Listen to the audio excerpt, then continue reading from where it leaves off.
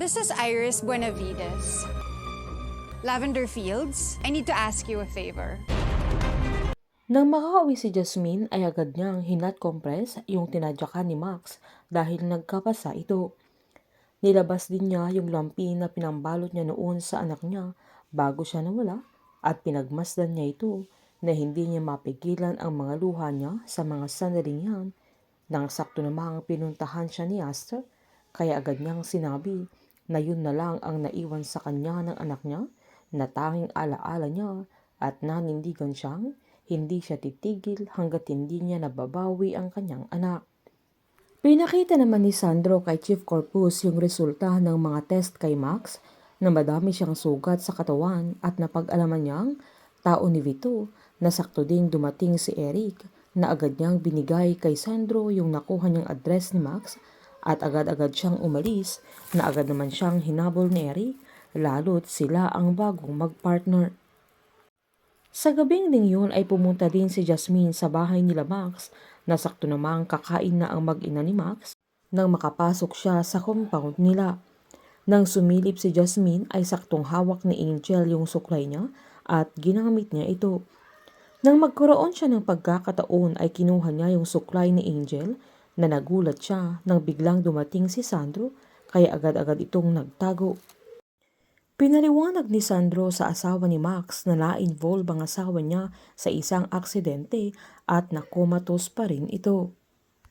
Agad namang pinuntahan nila Vito sa hospital si Max kung saan dismayado sila dahil nakomatos na giniit ni Iris na bumalik si Jasmine at sila ang target niya. Dismayado din si Vito dahil kahit bantay sarado sila ng mga security ay wala silang kaalam-alam na nakalapit pa rin si Jasmine sa kanila.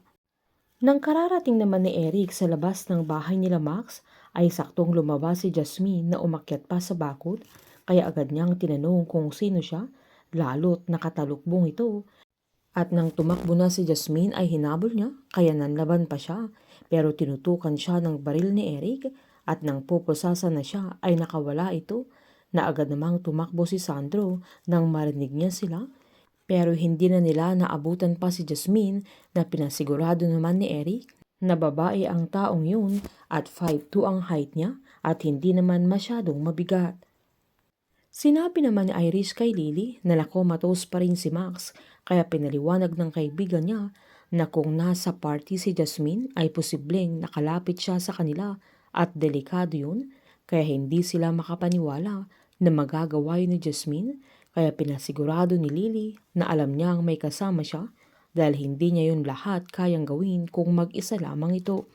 Kinaumagahan naman bago kakain sila Aster ay tinanong niya si Jasmine kung bakit pa siya pumunta sa bahay ni Max na agad niyang sinabi na nagawa niya ang kailangan niyang gawin at agad-agad niyang nilabas yung suklay na ginamit ni Angel sabay tinanong niya kung may kakilala si Aster na makagagawa ng DNA test na agad namang pinasigurado ni Aster na meron siyang kilala kaya mapapadali niya ang proseso.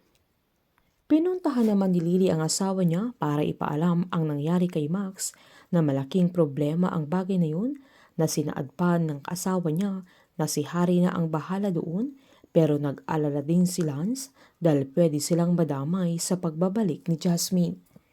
Nang saktong lalabas naman si Jasmine ay narinig niya si Dahlia at Tommy na nag-uusap kung saan todong reklamo si Dahlia at nag-aalala ito dahil baka mapahamak sila ng dahil kay Jasmine lalo't meron na naman siyang naengkwentro dahil sa mga pinaggagawa niya.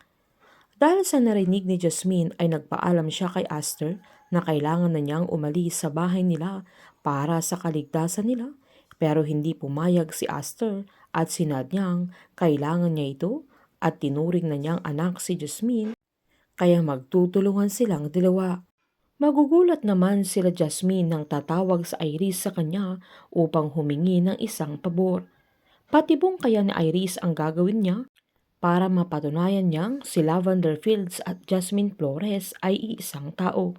Painit ng painit ang mga tagpo, sabay-sabay po nating subaybayan ang advance episode ng Lavender Fields dito lamang po sa aking channel. Patuloy lamang po manood at mag-subscribe para ma-update po kayo sa mga susunod na episode. Marami pong salamat.